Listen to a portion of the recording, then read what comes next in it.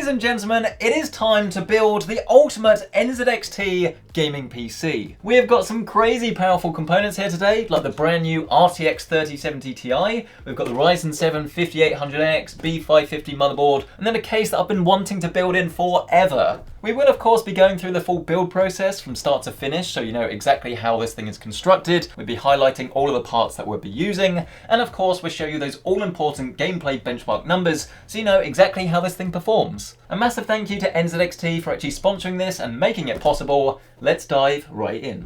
Our journey begins with the motherboard that we'll be using, and this one is of course from NZXT. This is the B550N7. This is actually NZXT's first AMD motherboard. I've used a couple of their Intel ones before, but I'm quite excited to actually see...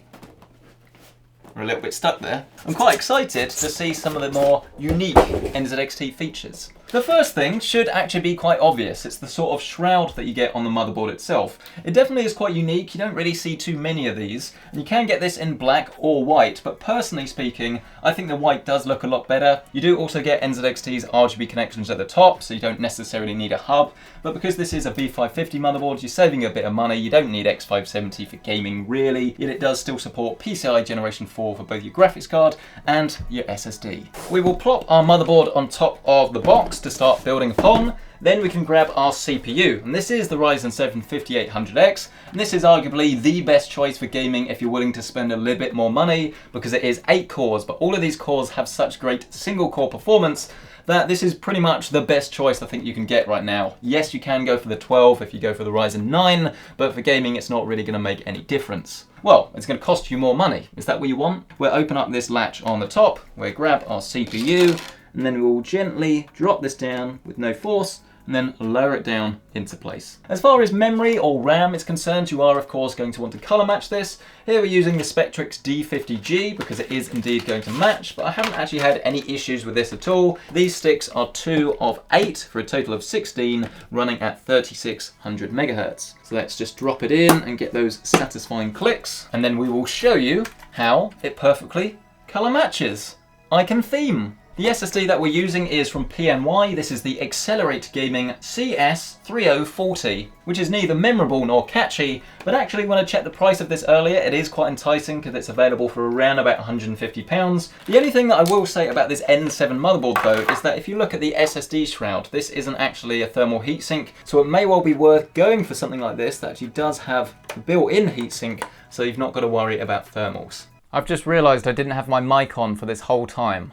I am so sorry. With the board all assembled and ready, we can actually talk a little bit about this case. You guys have been asking me to build in this for ages, so I'm sorry it has actually taken this long, but there have been a lot of cases to get through. And this does come in a range of different colors. Obviously, we do have the white version here today. And I'd almost describe this as like a hybrid chassis, because while we do have a solid panel on the front that is gonna sort of aid with a bit of acoustic isolation, you still get loads of ventilation down the side, actually on both sides, but I do like how they just have so much cable management in this. Loads of SSD bays that we won't be using today. And speaking of things we won't be using in this build, the stock fans are one of them. That's not to say that they're going to be bad for you to use, but if you do want to create the ultimate NZXT RGB PC, then obviously these blackout stock fans are just not going to cut it. Instead, we're going to be swapping out with these Air RGB 2s. These are pretty cool because you have a ring of RGB that goes along the front, and then in terms of connections, you can actually daisy chain these things together, so you don't need to have all of these long cables that actually take up so much cable management room and get caught. So these two, for example, that we're using, you can see we've actually already connected them together, saving you a fair bit of space. The top quite helpfully just pushes out.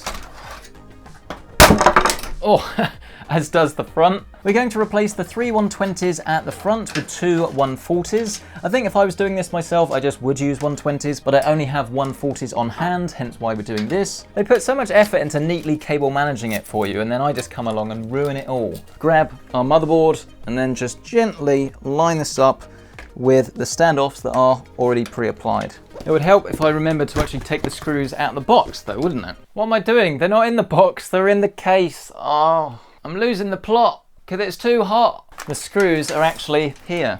like they are in every single case I've ever put together. We'll secure it down. After much ado, you can see we now have our rig starting to come together. You can definitely see the advantage of matching the motherboard with the case because they're exactly the same color of white and the theme just sort of continues throughout. It's almost as if they were designed with each other in mind. The next thing to install would be the all-in-one liquid cooler. The one that we have here is the Z63. This is actually one that I tried to use in a previous build, but I realized I'd lost the cable, but my cameraman did have it, so it's all good. We can use it here today. And as far as all-in-one liquid coolers are concerned, I think this is definitely up there at the top. It's the real end game when it comes to a blend of visuals and performance. The reason for this all comes down to the pump itself, which isn't just a pump for a 280 Red, but it does actually have this really cool screen inside it. And you can use this to give you real-time information about your PC, things like clock speeds, maybe temperatures, or if you want, you can just put a silly GIF on it. It's entirely up to you. We will be using this as an exhaust, so we want to have the fans on the bottom blowing through. You could do push-pull if you prefer, but I think when you have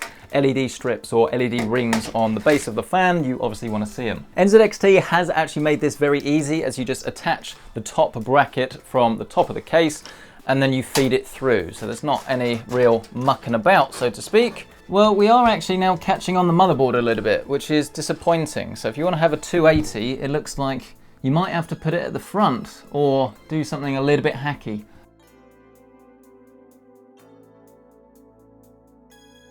Installing the pump head should be pretty straightforward. You have these little AM4 like retention screws that you do need to actually install into the board. Just remove the default AM4 mounting hardware, then grab the screws and just gently screw them until they're nice and secure. I'm using some thermal compound here as I've actually already used this cooler before and it is only single use, but if you buy this new, you won't need to do this.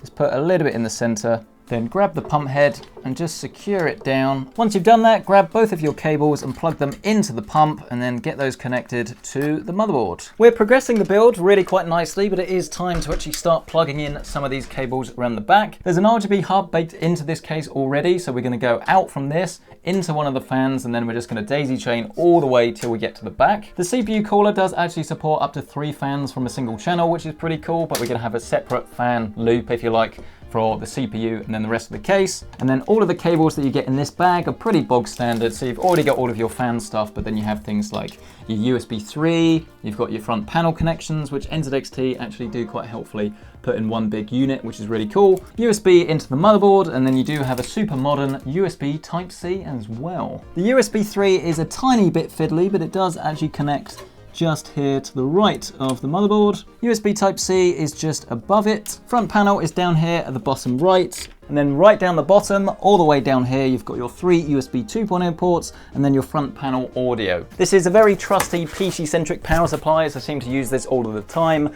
750 watts is actually a perfect amount really for most graphics cards. The only thing I'd be a little bit cautious of is if you're going for like a 3090 or a 3080 Ti, but 3070 Ti and below, I'd say this is going to be perfect for. It is fully modular, so you don't need to use any of the cables that you don't actually need in your system, which does help to keep everything tidy and makes your life a little bit easier.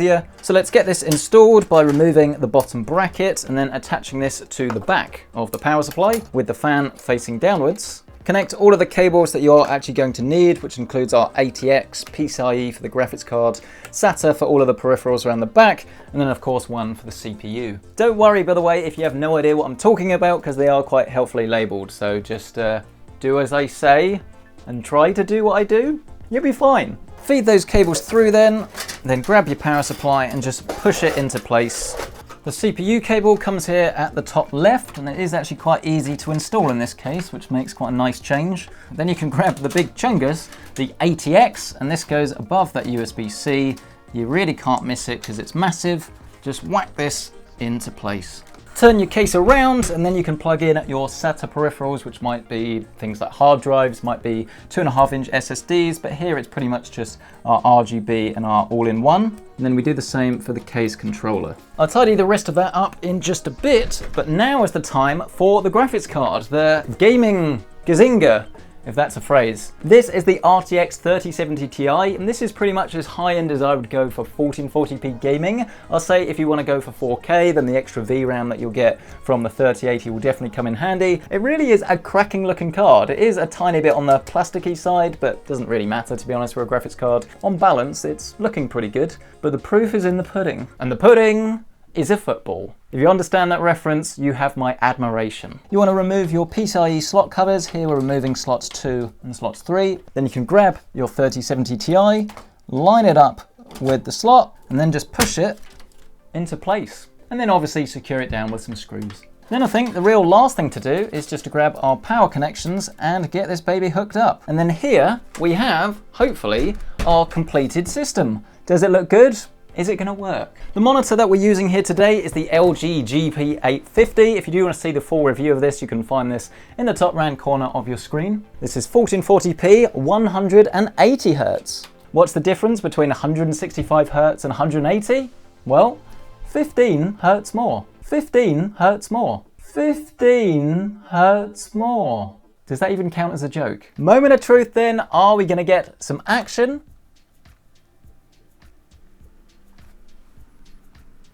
Apparently not. We are actually plugged in as well. Oh, cable's not plugged in. That would explain it. And there was me saying how easy it was to connect. But maybe that was my plan all along, to say that if your power doesn't work and it's definitely plugged in, check that your front panel is actually connected correctly. Or maybe I'm just not good at my job. Drum roll, please. Yes, certainly seems promising, doesn't it? 28-degree liquid. Room temperature, that's how warm it is in here, 28 degrees. It's thinking about it. It's done it! Hooray! You can really see why people love this case. It just creates such an awesome looking build. If you are going for like a white theme, I mean, we've got RGB, but honestly, I think I'd leave the fans on white. It really does work. There is actually a 6700XT that I probably should have used in this to properly complete the white look. It's this Hellhound White Special Edition, but we've done so many AMD builds recently, I wanted to do something differently. We want to go over to overclocking and we want to load the XMP of the memory. I was actually going to turn on resizable bar, but you can see it is enabled by default, which is pretty cool. But otherwise, we're pretty much all ready to rock and roll. Grab a USB drive that has a copy of Windows on it. If you don't have one, it's so easy to download from the Windows website. Then just restart your PC. The Windows loader will automatically come up. You just follow the instructions, and then you're pretty much ready to rock and roll. Bring on the games. Here we are then, our completed system all set up and looking mighty fine. If we go into NZXT Cam, which is the software that we'll be using to actually control this, you can change all of your different fan speeds, you can adjust the lighting and things. If we do navigate over to cooling, you can actually customize all of your fans, you can give them different names, and then I'd argue the most important thing is that you can actually customize your fans to change depending on the CPU or the GPU. If we move over to lighting, you can see here we have all of our different smart devices, so we've got the one that's actually built into the case itself, then we've got our Kraken Z73. But if we go over to Spectrum Wave, we can customize all of our fans just to be a little bit more RGB, but obviously again, you can set this up however you want. The NZXT system is pretty smart, to be honest. But not everyone cares about RGB. What about the games? What about some Apex Legends? Dropping in, and we begin our journey at one of the more built up areas of the map, and we're actually getting pretty close to fully saturating this monitor. For some reason, even though we're running at 180 Hz, the cap seems to be at 171. But we are seeing ever so slight fluctuation from time to time actually, so we're pretty much around about the limits of this GPU. You can actually uncap the frame rate in Apex Legends by setting an advanced launch option and then setting a parameter of, I think it's plus FPS unlimited, but it's really not necessary. We're properly getting the most out of this system and it's running like absolute butter. Temperatures and noise levels in Apex Legends were brilliant. I've got the side panel off and it wasn't annoying at all, but obviously that is sort of cheating, so let's grab this massive slab of glass and then see exactly what it can do with some Jedi Fallen Order. I must confess that I haven't actually picked up this game in a good couple of months, which is so sad because I was really enjoying it. I just don't seem to have that much time anymore. This is definitely more of a controller game, so you don't need crazy high FPS, but anywhere between 120 and 144 is definitely not to be sniffed at. Bearing in mind that this was running at 30 FPS on consoles, and I think you can now get 60 at 1080p on the next gen versions. If you're looking for the full fat, uncompromised PC gaming experience, then this is definitely it. Temperatures are really good as well. I told you didn't have anything to worry about. What do we got at the moment? 76 degrees on the GPU, 73 on the CPU, and I think we could actually turn some of the fans down a little bit. I've got maybe not an aggressive fan curve, but one that could be set a little bit lower. Sound test? Not bad. We'll talk about the Warzone benchmarks in just a second, but how about some Cyberpunk 2077? No, serious question. I don't actually know anymore. Is this still the game that you want me to benchmark, or should I do something else? Let me know down below. As is incredibly important with Cyberpunk, we're talking through the settings. Here we're using Ray Tracing Ultra, and we do have DLSS set to automatic, and we are running at 2560 by 1440. And this is definitely a game that Nvidia just wins hands down. We were playing this yesterday. Granted, it was near a 4K, it was 85% of 4K, but with ray tracing and no DLSS, we were getting around about 28, maybe 24 FPS, which is no good at all. Whereas here, as I said earlier, the perfect 1440p graphics card, 68 to 70 frames a second. I think this is the sweet spot really in terms of trade-off between image quality and actually having a game that feels great and you do want to play it. But here's the moment that you've been waiting for. Warzone, as we drop out the plane, getting a massive 160, 170 FPS. As with Cyberpunk, this is running Nvidia's Deep Learning Super Sampling, or DLSS, to boost our frame rates even more. So it's rendering it slightly lower than 1440p, but then it's upscaling it with Deep Learning. It does a brilliant job with our frame rate high and our latency low. If you're looking to play Warzone competitively, this is just the ticket. But I died while doing my voiceover, and now I've got to survive the gulag with absolutely no speakers or headphones! I didn't think I had that gun. And he's ruined it. On the whole, I think this is an absolutely killer looking system, and clearly it's got the performance to match. This is such a good looking enclosure, and I think the build that we've done inside of it, we can all be proud of. I would absolutely love to hear your thoughts on this though. What did you like? What do you maybe think could be improved? If you do want to check out current pricing on anything featured, then as always, you can find them linked down below with my Amazon affiliate links. But a massive thank you for watching, smash that like button, get subscribed, and I'll see you in the next one.